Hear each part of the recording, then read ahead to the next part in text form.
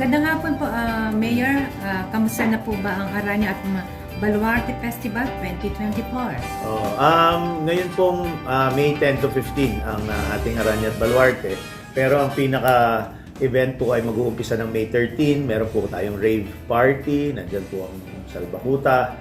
At may mga DJs po tayo. And then ganun din po yung May 14. Marami rin po tayong events. Pero ang pinaka-fiesta po May 15 dahil ito po ay fiesta ni San Isidro Labrador. At ito pong pinagmamalaki namin na Aranya at Baluarte ay may mga aranya po kaming nakatayo at Baluarte na kung saan nandun ang mga prutas, gulay na magaganda.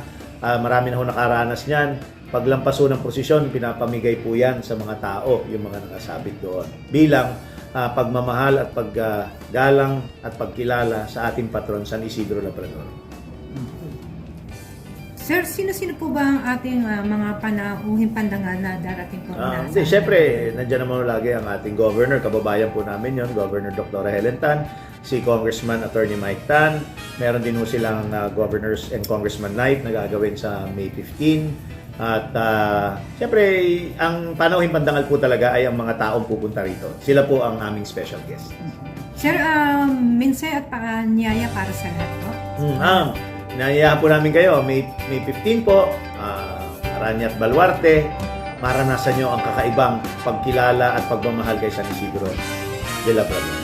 Okay. Sir, yung ikaw lawang bahagi ng tanong natin kamusta na po ang heat index natin dito sa Gumaca? At the same time, ano po ba ang contingency plan nyo just in case nang tuloy-tuloy ang tag-init at tumaas ang temperatura hanggang 50? Sana naman hindi. No? Kami naman marami pang puno dito sa aming bayan at sa mga barangay, kabaranggayan po namin. Automatic naman po ang DepEd sa pagsuspindi ng klase, but I think on Monday they will start na po ulit ng face-to-face classes because ang forecast naman po ay hindi na ganun magiging mainit.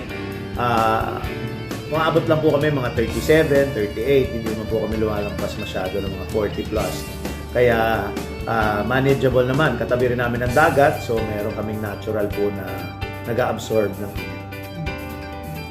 Okay, maraming salamat po sa ating butihing Mayor, Webster Litardo, at happy fiesta po this coming May 15 ang pinaka-main event ng ating Aranya and Baluarte Festival 2024.